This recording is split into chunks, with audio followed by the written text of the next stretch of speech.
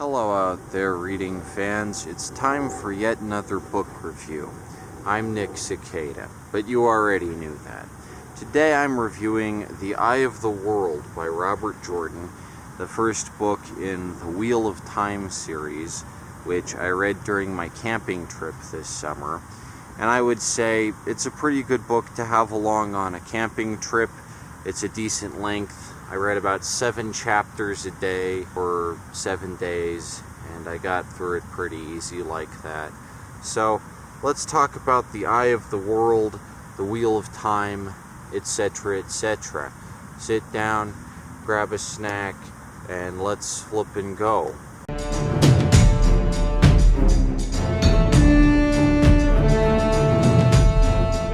So I've maintained for a long time the only fantasy I really enjoyed reading when I first read it was Lord of the Rings. I've never fucking liked Harry Potter. I don't really like Game of Thrones. Everyone says, well, if you like Lord of the Rings, then you'll like Wheel of Time.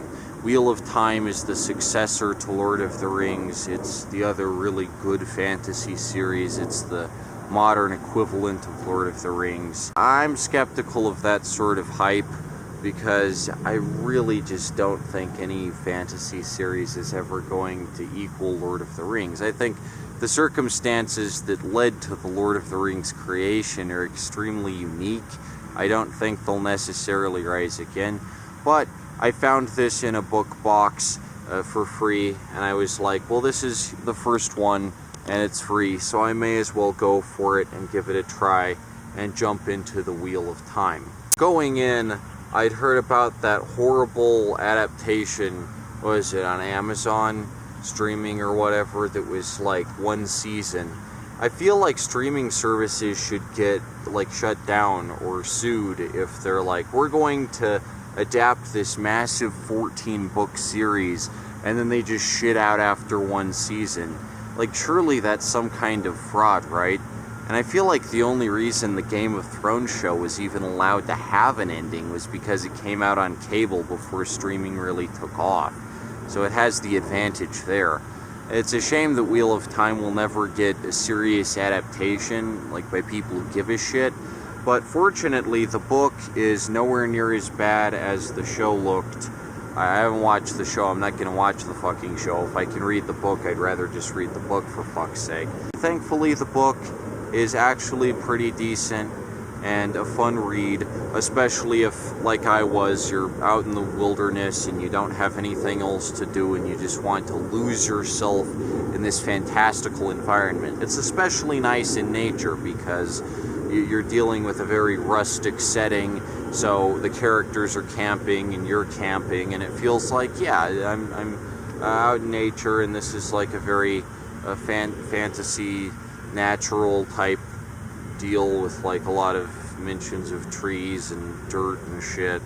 So yeah, it fit the setting very well, and I had a good time reading it. But even if my experience reading the book is positive, I do have to admit that this book has several serious shortcomings and flaws, and I shouldn't let the fun of reading it get in the way of me pointing out that this feels like a pretty derivative, by the numbers, paint by numbers type of fantasy story that does not really take any huge innovations or risks, which I think is a shame with fantasy. The reason I like science fiction so much is that it's able to extrapolate things, and it's super complex, and you can think about it. You can read a book like Neuromancer and think about it for days and days and days. Just 1 chapter, you'll be poring over all the terminology. And something like Eye of the World, something like Wheel of Time, like contemporary fantasy, which I would argue this is kind of the beginning of an era here. This is kind of a formative piece in the fantasy genre. I feel like it just doesn't have as much going for it. For a genre called fantasy, there's not all that much that's fantastic about it. It's really formulaic. So, one of the main differences between Wheel of Time and Lord of the Rings that people always point out, and I knew this going in too, is that there's a big feminist slant to Wheel of Time. So a girl might read Lord of the Rings, and the complaint might be that every main character, pretty much, with the exception of Eowyn and Arwen, and Galadriel, I guess, Galadriel's more of a supporting character, is a guy. So if you pick up Wheel of Time, then you've got 3 strong female characters right off the bat, with the potential of more in the future installments. You got Egwene, you got Morlaine, you got Nynaeve, and all 3 of these are different archetypes. One's like the village medicinal practitioner, and then one is like this powerful sorceress, and then one is like the young girl character to identify with if you're, a young adult. This is almost kind of young adult fiction. I mean, the future installments might get a little more complex and age up the characters, and they might develop out of this really, cringe teenage phase. I wouldn't say this is as insufferable as something like Hunger Games or whatnot, where it's just, all a bunch of fucking namby-pamby-ass love triangles and whatever, but it's definitely not mature reading for mature people. This is very light stuff. And if you were 16, 17 something, this might be a pretty fun read, all things considered. But it's not as mature as Lord of the Rings. This is a more asexual book than Lord of the Rings.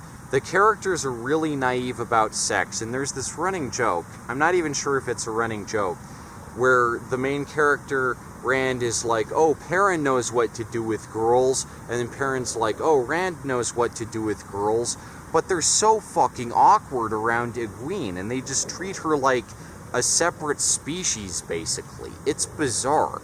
With Lord of the Rings, you feel like the Hobbit characters understand what sex is, like they get it, but with this, you feel like these country bumpkin characters have no idea what girls even are. Like, the genders are so segregated. I feel like it won't be a good read for you if you think gender is fluid or anything, because the gender dynamic in this is such a major part of the world building, and guys and girls are treated like whole different species. It's really weird. I don't mind that since I'm cis, but it's such a major factor of the world building. And Egwene is not treated like a main character, like a person with thoughts and goals and opinions of her own that are just normal. They don't seem to understand what sex is. It's really bizarre. I mean, these characters may as well just be asexual. That might change in the future books, but this is one of the most sexless books I've ever read, where everyone is just on a completely platonic basis. I mean, that's kind of refreshing, but shit. There's no romantic dynamic with anyone of any kind. I don't know, it makes it feel kind of like the guy characters and the girl characters are treated like different species, and they don't know how to communicate. It's kind of annoying. Lord of the Rings, everyone says, is more mature than The Hobbit. I feel like really any age can enjoy Lord of the Rings. You can be 10 and enjoy Lord of the Rings. You can be 70 and enjoy Lord of the Rings. Eye of the World does not have as wide an appeal for as broad an audience. It's very much tailored towards the teenage demographic, young adult, 20-something. That's the idea, is you envision yourself in the role of these characters, Rand, Mat, Perrin, Egwene, if you're a girl, and you're like, oh, I can be the chosen one, I can go on this bold adventure. But the adult characters like Morlaine and Lan, they don't really get that much focus. They're not really the spotlight. Yeah, this is a very specific focused type book, as opposed to Lord of the Rings, where adult characters like Boromir and shit get just pages of character development. You feel like they're really developed and fleshed out, and Tolkien gives a shit about them. This isn't that. So I will say I do admire Robert Jordan's effort to craft a world where the gender dynamic is more balanced, and you feel like there are some powerful women in this story.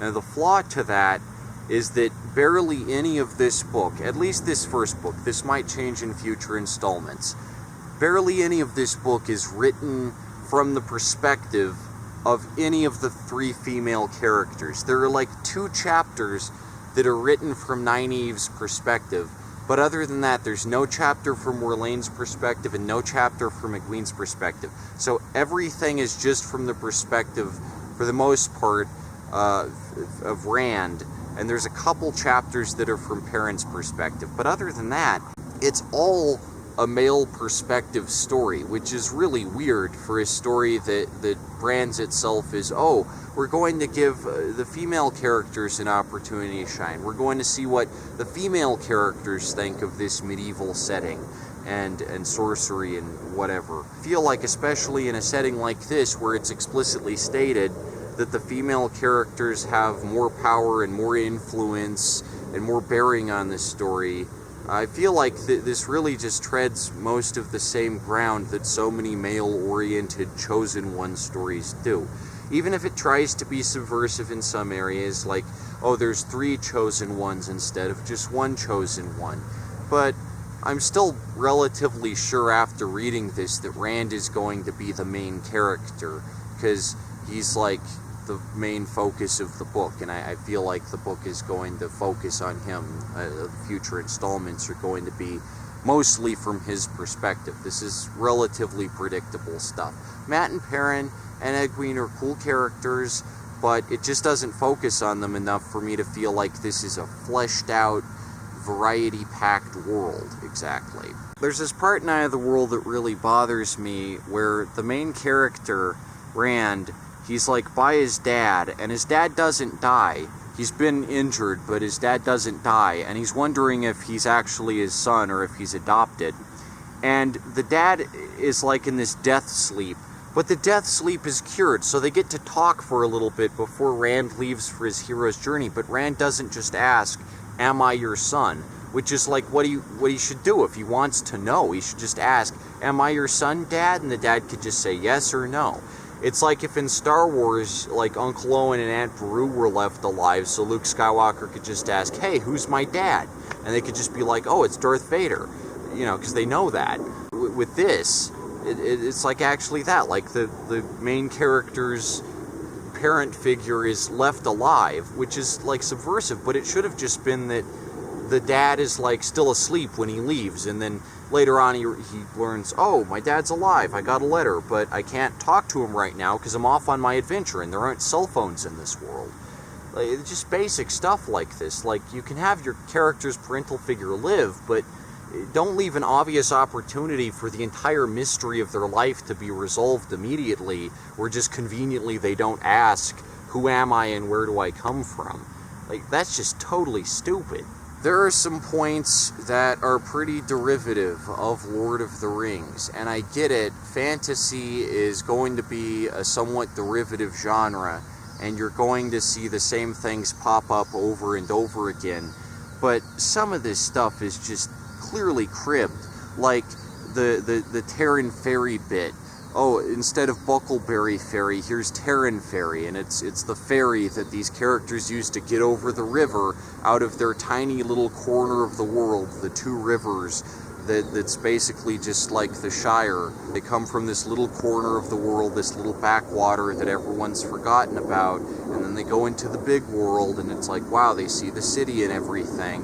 Except the reveal of somewhere like Camelin is not as stunning as the reveal of somewhere like Minas Tirith. Minas Tirith. It's not as stunning, it's not as powerful. Camelin is not as developed a setting with as cool a gimmick and feel as Minas Tirith. It doesn't feel like a lived-in place, exactly. There's a point where they're on a boat, and this is kind of interesting, because the boat is a unique setting. There aren't really that many boats in Lord of the Rings. There's not really this, like, gruff captain character, and he's like a naval officer. It's pretty interesting, honestly. And like, the boat goes down the river and ships goods and stuff, and here's a whole new angle that hasn't really been explored in fantasy up until this point. But they're going down the river, and Robert Jordan just has to stuff in that there are these big statues of kings next to the river, and you think, oh, just like in Lord of the Rings when they pass those 2 statues of the kings. And it's like Robert Jordan has to consistently one-up Tolkien. Oh, you just put 2 statues of kings next to your river, so I'm going to put 100. And Rand sees these statues pass by, and it's like, why do there have to be these big statues of kings and shit next to a river? It just feels like the same story beat going over and over that I've heard before, and I don't need to hear again. I want to hear something new. I want to hear a new aspect of the fantasy realm that hasn't been explored in Lord of the Rings. There is some of that in Eye of the World. Like I say, the boat scene is pretty cool, because there's not a lot of that in Lord of the Rings. There's not a lot of exploration of, like, how things get shipped on rivers or like that. And then there's a part where the captain of the boat is like, we found fossils of animals that don't exist anymore. And I'm like, wow, there's fossils and archaeology and shit in this fantasy setting? That's pretty interesting. Well, it's too bad we're not at the museum where these interesting fossils are being displayed. We're over here in this derivative Brie knockoff. Every single town in Eye of the World feels like Brie. It feels like the Prancing Pony was Robert Jordan's favorite fucking scene, because every single town feels just like Brie. I guess the cities don't as much. Camelin doesn't really. Whitebridge doesn't really, because it has the bridge, which is cool. That's a unique concept, but everything else just feels like Brie over and over again. I get it, Brie is cool and shit, but when you could have a unique environment, like Mirkwood or something, I'd much rather be exploring that. Or like Moria. Like, Moria is fucking cool. Cooler than Brie. You know, I've been to a town before. I get what a town is. But how about let's go and explore fucking Khazad-dûm instead of just town after town after town with generic inn, generic horse stable, generic inn. It becomes extremely repetitive. There is a portion of this book that happens about midway through that is just a complete slog, because it's Rand and Matt, and they're going from town to town to town along the road to Camelin. Every single town feels exactly the same. There are only so many permutations of generic-ass farmer, generic-ass country bumpkin you can get before this just feels like every single town is Brie. And at the same point in Lord of the Rings, where like Frodo and Sam are traversing the dead marshes with Gollum, and you think about the dead marshes, it's like, wow, here's a marsh that traps people and they become fucking ghosts, and if you look into it, you go crazy. And meanwhile, the main characters of Eye of the World are just like juggling and shit. I don't know, it just becomes like you're not paying that cool a fantasy realm here if everything is just generic road, here's generic road to generic town, on and on and on. That's a major problem with this book, is that the environments just are not as interesting for a fantasy setting. So yeah, there are some points of Eye of the World that feel extremely derivative of Lord of the Rings, like Bree and the inn and stuff, and all these inns, and that's the part that really drags the book down, because it doesn't feel like this is a unique enough setting or world. It feels like Robert Jordan is taking way too many cues from Tolkien. But on the other hand, it is a very light-hearted fantasy story.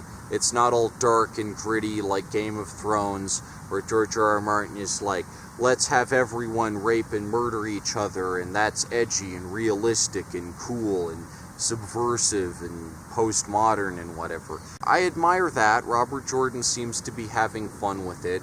It feels more like a D&D campaign than a novel. It feels like Robert Jordan just makes this kind of sandbox where characters and settings, and he sees what can happen with them. Here's Tar Valon, here's Camelin. It feels like a video game, or not really, like I say, like a D&D game more than a video game, but it feels like a tabletop roll-your-own-adventure type of deal. The characters feel very fast and loose, and they have this kind of blasé temperament about them. The sentence structure's really simple. It's not complex or anything. It's definitely not written like a fantastical epic like Lord of the Rings or anything, even though most people would classify this as high or epic fantasy. So there are some pacing issues with Wheel of Time. The world, presumably, theoretically, is as big as Middle-earth, but there's not nearly as much diversity to the cultures, the countries, the people, the places. With Middle-earth, it feels massive. It feels like there are thousands of miles of traversable land, and Dale feels different from Rohan, feels different from Gondor, feels different from Rivendell. These all feel like very different, extremely well-realized places with their own cultures and aspects and shit. Every single town, like I say in Wheel of Time, feels about the same. They all feel vaguely medieval, early modern-ish, with like wood and brick and shit, and they all have like the same language basically. No one ever has to translate or anything.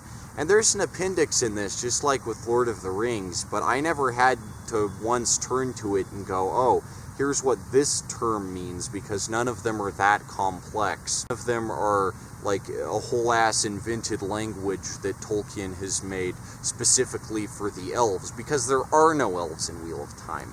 The only species is humans, and this makes it kind of boring.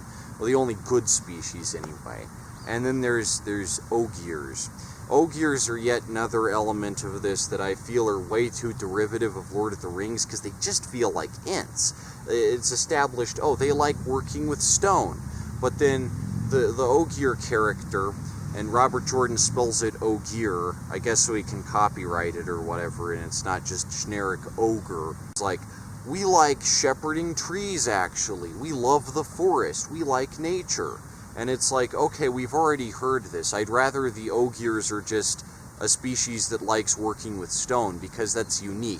And there aren't ogres in Lord of the Rings. So here's a unique fantasy species that something can be done with, but there's not a lot done with the ogre character, because he comes in right at the end of the book. I just wish there was more done with the ogre. Like, what if you like the swamp, like Shrek? I'll make the case that Shrek is a more complex fantasy character than Loial in this, because Shrek sees beauty in ugly things. He enjoys taking a shower in his shit water, and that's an interesting character right there.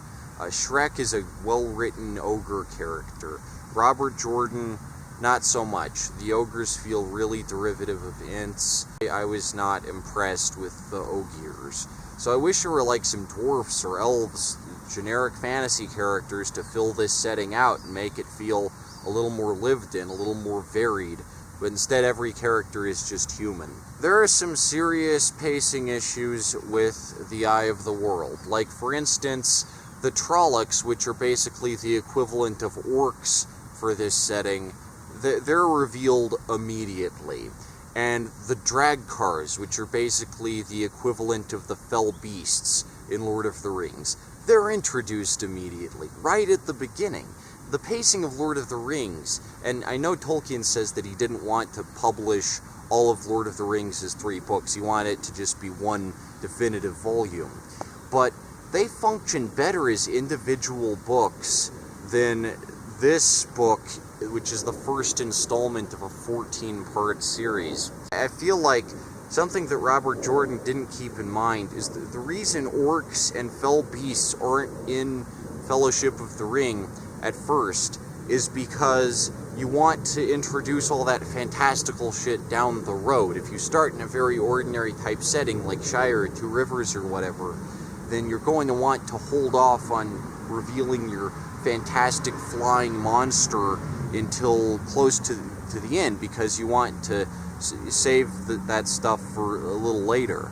Whereas here it just goes right out the gate. Yeah, here's all these Trollocs, they're big and they're angry, and I feel like Lord of the Rings, where it just starts out with the Black Riders, Nazgul, I feel like that's so much more interesting, because they're a real threat. They're really threatening, but they're not all like brash and fantastical. They feel very grounded. And then once Frodo and company get out into the wider world, you feel like, oh, now they're getting like different adversaries and shit. So yeah, it's not paced so well, and the world feels so much smaller. Even though Robert Jordan really tries to make it feel big, it just doesn't feel as big as Middle Earth. It doesn't feel as varied, as fantastical. It doesn't feel like there are 5 free peoples and multiple evil species and all of that. It just feels like human, okay, human. Also, there's way too much magic in this, given that it's the first book in, again, a 14-part series. I feel like Lord of the Rings is a way more definitive series that's able to say way more in less time, and J.R.R. Tolkien finished it before he died, unlike Robert Jordan. I'm not looking forward, if I keep reading this series, to reading to the part where Brandon Sanderson takes over, Colonel Sanders, because it's like, what's the point of a series that the original author didn't even get to finish as he saw fit? A lot of people say it's finished well and it feels conclusive, but, I mean, fuck it, even the Silmarillion, which was published posthumously, feels like a more concrete, complete story than I'm sure Wheel of Time will. Once I get to the later books and Brandon Sanderson takes over, it's like, man, Robert Jordan just wasted a lot of time on a 14-book series that could really just be like 3 books, and he died before he could finish it. That's just kind of sad and tragic, and it's not so fun to know that this guy just died. Well, I guess he died doing what he enjoyed, and it's cool that he writes so much, but this really isn't as deep or complex as Lord of the Rings, so, like, I'm not really captivated by it or anything. Like I said, there's too much magic in this. The part where Morlaine is just able to form an entire-ass wall of fire and a devastating earthquake that sends wave after wave towards the Trollocs, and they just fall like butter. This is overpowered to the max. With Gandalf in Lord of the Rings, even though he's a Mire, a literal demigod, he never really shows his hand this much. He never goes wild with it, except in like very specific circumstances. For the most part, he's supposed to be an advisor to the peoples of Middle-earth and let them sort out their own issues on their own terms, right? He can't even defeat the Balrog, right? He fucking dies. So even he, a literal demigod, is like fallible. He can almost die. Whereas Morlaine, it's explained that the Aes Sedai, the sorceresses in the Wheel of Time universe, they're just people. Like, they're not demigods or anything. They're just normal women who happen to have a predilection for magic. So they're kind of like the X-Men or Harry Potter, whatever. They have a magical capability that no one else does. But what Morlaine does, like, she becomes a fucking 50-foot giant. And it's like, Gandalf never did this shit. Like, and he's like magic, but he never, like, became a 50-foot behemoth. I feel like Morlaine is kind of overpowered compared to other magical characters in the same type of vein that are supposed to, like, protect or whatever. And it feels like she can just, like, do basically anything. Robert Jordan tries to introduce some limits on the magic system, like she gets tired and stuff, but I don't know what those limits are, because none of the chapters are told from her perspective, so it's just like, okay, I don't see any reason to suspect that she can't just, like, do anything to the enemies, whatever, just boom, and everyone is just dead, so it's like there's not really much stakes. One thing that confuses me about Robert Jordan's characters is they all have normal names, but like one letter is either taken out or added. So with a Tolkien character like Tom Bombadil, it's just spelled like Tom, you know, like normal ass Tom, T-O-M. But in this, with a character like Tom Marilyn, it's Tom with an H. And then there's characters like Matt. Oh, it's not M-A-T-T, it's M-A-T. So he just takes out a letter or adds a letter. It feels kind of lazy. Either invent, like, new interesting fantasy names. Egwene's an interesting name, I guess.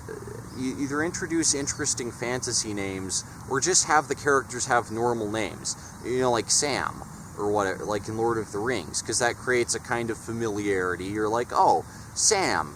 he's a normal-ass guy, normal-ass hobbit, you know? But with this, it's just like you're trying to make the name sound exotic or something.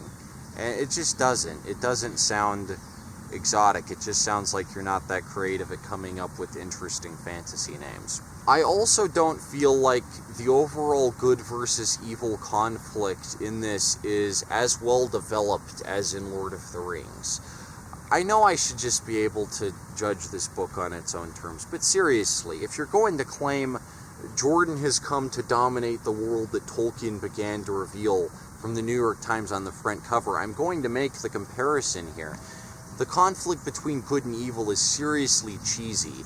The main villain, Shaitan, real subtle there, yeah, Shaitan, Satan, or Belzamon, is just this mustache-twirling fucking villain that's just like, oh, you're in my domain now, bitch. I read those chapters like they're a fucking goofy-ass 80s fantasy movie, not like a high-quality fantasy movie like Lord of the Rings, like a goofy-ass, like fucking Excalibur, or that one where like aliens come to Fantasyland. I forget what that one's called, you know, Kroll or whatever. I felt like, especially the prologue with Luz Theron, that shit is just fucking goofy, over the top. A villain like Sauron, say what you will about him, he's not just an allegory for Satan. He has his own deal going on. He's not just the fucking devil, which is all this is. Robert Jordan, from what I get, he was an American, he was a Southerner, so, you know, raised in a very, like, good versus evil, here's God, here's Yahweh, here's Satan type deal. I just don't like this, and I feel like Tolkien, being Catholic, like, gives a good example of how to create an interesting mythology that's not just, here's the good God, here's the bad God, here's the creator, here's the devil. I feel like with the Valar and shit, you got a nice polytheistic pantheon going on, because Tolkien, you know, gives a shit and researches literature and stuff. But I don't feel like that's really the case with the Eye of the World's theology. I don't feel like the villain is as interesting because he's just the devil, and this is the most boring, cookie-cutter, by-the-fucking-numbers antagonist you can possibly hope to get. There's nothing interesting about him. He just wants to kill, he wants to control. Okay, he's the devil. I get it. It's really cheesy and boring. There are some interesting bits about morality, like with the Children of the Light, where Robert Jordan goes, hey, these characters think they're all high and righteous, but they're actually fucking bigots, and they don't deserve respect.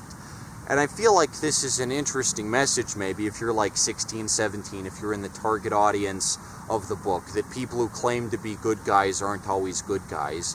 So it adds in a little bit of complexity there. But I feel like it's such an obvious allegory for the KKK.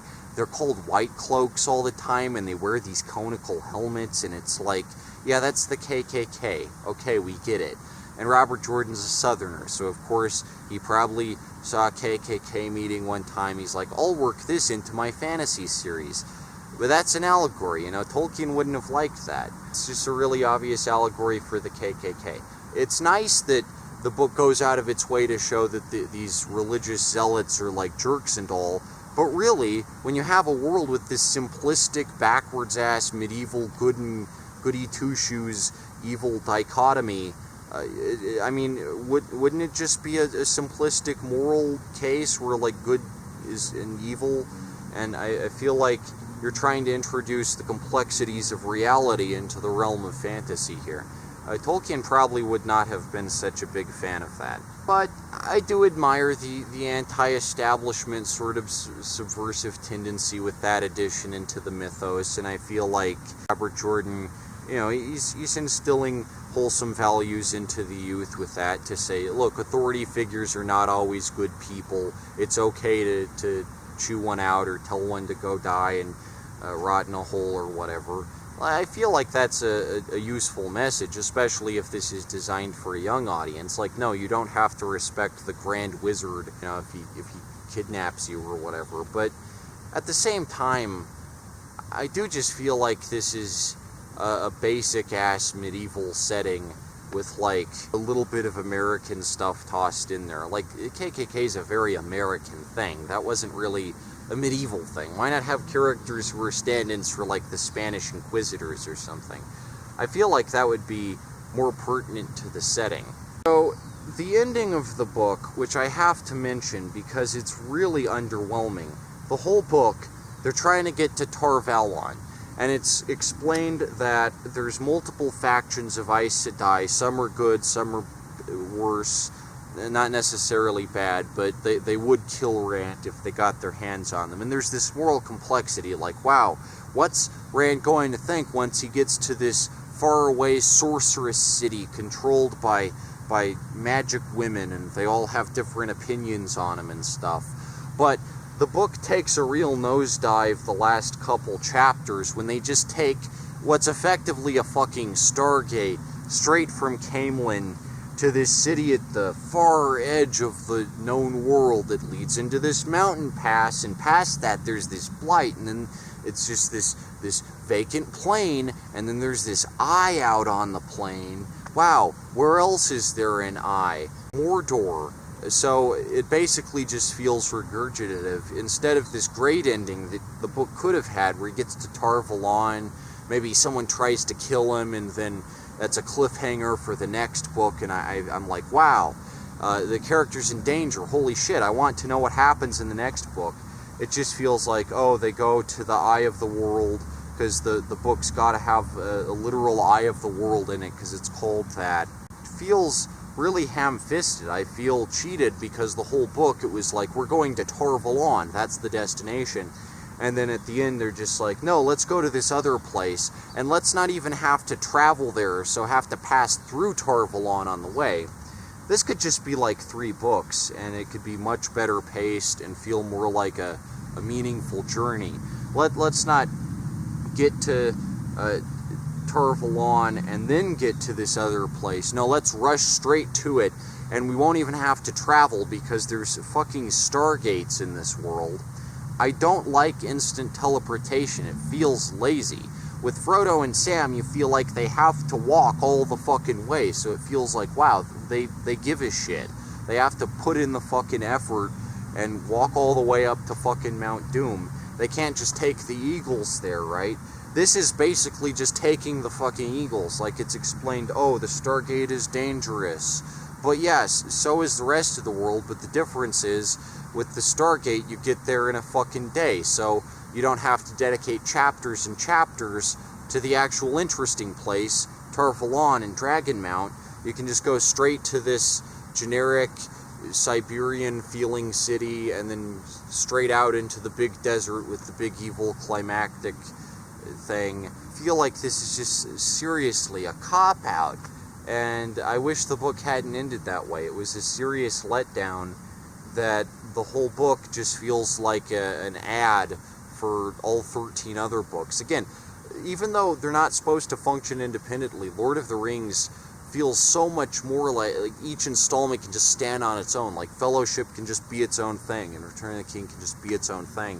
Whereas this just feels mostly like 700 pages of filler and setup, where not much happens in terms of character development, and they don't defeat the bad guy by the end. I question whether the bad guy even can be defeated, because he's literally just Satan. He's literally just the embodiment of evil.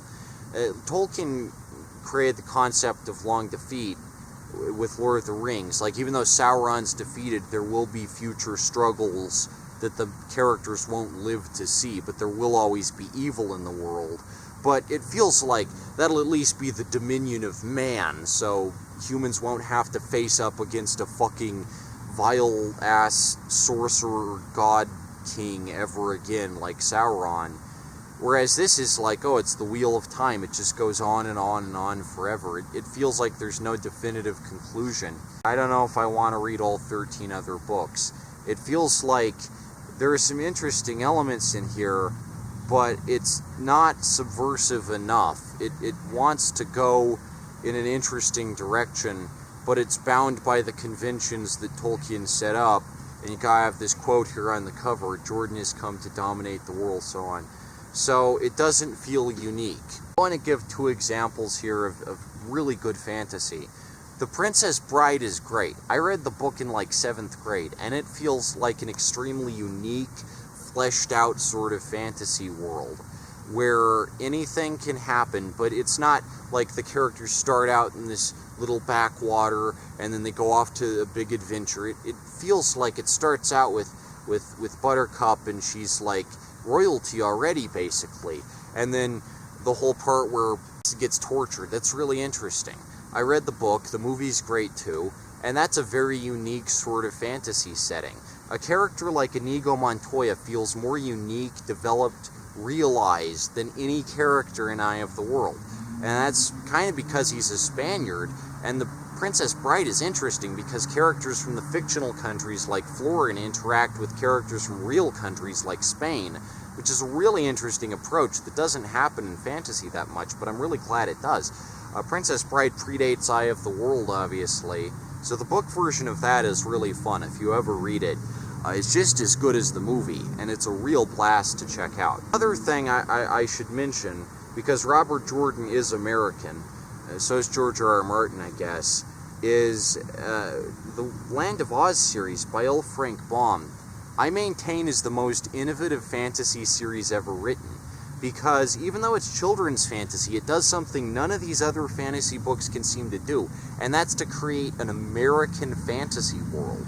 The Emerald City is based on the Exposition, the World's Fair, and Oz is based on Kansas, the poppy fields, the Scarecrow, the Tin Woodman is the American frontiersman, right?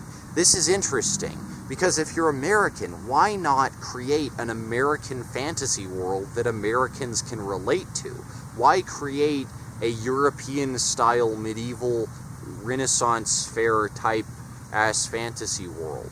I feel like there's so much innovative potential with the Oz series because it's so fucking American, and I like that.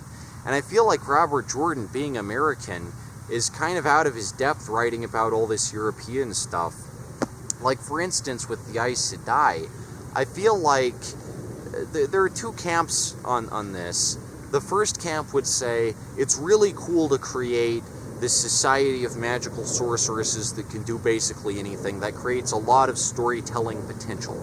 I'm of that mindset. I do think it creates potentially a lot of interesting depth and narrative potential going forward. But on the other hand, is this historical revisionism to claim that, like, there could just be these ultra-powerful witches in this backwards-ass medieval-type fantasy setting that's full of backwards-ass country bumpkins, and nobody would just burn them all at the stake? Like, I know there's a little lip service paid to that with the Children of the Light and stuff, but is it insulting to the history of women who've tried to fight against the patriarchy that's never really brought up, and it seems like everyone just goes along with these powerful Aes Sedai? I feel like that's kind of like a Western where the cowboys and the Indians are just friends, and the actual damaging aspects of patriarchy are never really brought up, that, like, you know, a world with women this powerful would have a very, very different gender dynamic. I feel like a matriarchal landscape like this should be way more developed and built upon, and that should be like a main focus of the story. But like I said, it just feels like the main character is Rand, and it's all just told from a male-type perspective. Which, if Robert Jordan can't write from a female perspective, then so be it, I guess. But I just feel like there's so much missed potential there. If you're going to write a matriarchal-type fantasy setting, I'm at it. I may as well just read fucking C.L. Moore. I mean, she's a better writer and way more marginalized in a male-dominated speculative fiction market. So, like, why not just read C.L. Moore or something? Or, you know, like a female fantasy writer who can actually write from the perspective of a female fantasy character, place themselves in a medieval woman's shoes, you know? So yeah, I don't feel like enough is developed in the way of the Aes Sedai or how magic works, and it could be that I'll read the future installments. I might read another one of these, and if I like it, I'll keep going. it's kind of got me hooked. I'll give it that. Like, it's very fun. It's a lot just going through. But the points that seem original, like when they're going through the Lovecraftian city and this character Mordred appears, and I thought, wow, he's a vampire for sure, right? Robert Jordan is introducing vampires into his mythos because that's something that isn't in Lord of the Rings, really, so we're going to get some vampires. But no, Mordred is just a Grima Wormtongue type character that spoke poison into the ear of his king. What a waste. Just make him a fucking vampire. Like, there's not that much atmosphere or climate or anything built up in Eye of the World, and that's a shame, because I do feel like there was a lot of potential with it. I feel like the characters are pretty likable for the most part, even if they feel very derivative. Like, Lan just feels like Aragorn, basically. And this is a complaint that not many people who read Lord of the Rings would really make, that all the characters are male. Like, yes, they're all male, but they're all really relatable and timeless at the same time. I don't really feel like you could go away from Lord of the Rings feeling like, oh, this is so sexist because there's not a powerful female character.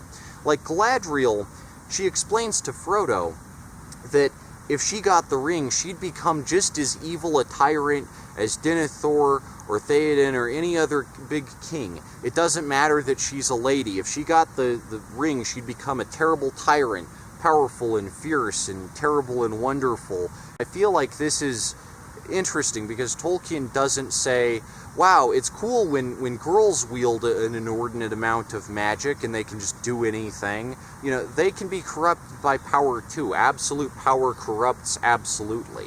I feel like Robert Jordan just kind of going around saying, you know, oh, it's okay when girls just use their power to create massive walls of flame and become 50-foot giants. This is a-okay. This is awesome. And there's no repercussions or consequences of any kind to this. It's just awesome when they do it. But whenever a guy does it, he automatically becomes evil. And I feel like Tolkien wasn't that naive. I feel like Tolkien recognized if Galadriel gets the ring, she'll be just as much of a tyrant and a destroyer of freedom and liberty as Sauron would. It's no different. It's the ring. It doesn't matter what gender you are. It doesn't matter whether you're guy, girl, low class, high class, whatever. The ring corrupts absolutely. And I feel like that's such a useful statement to make. There's a lot in this book that I'm not really sold on, or it'll take me a while to process. For the time being, I'm going to give Eye of the World like a 7.5 out of 10.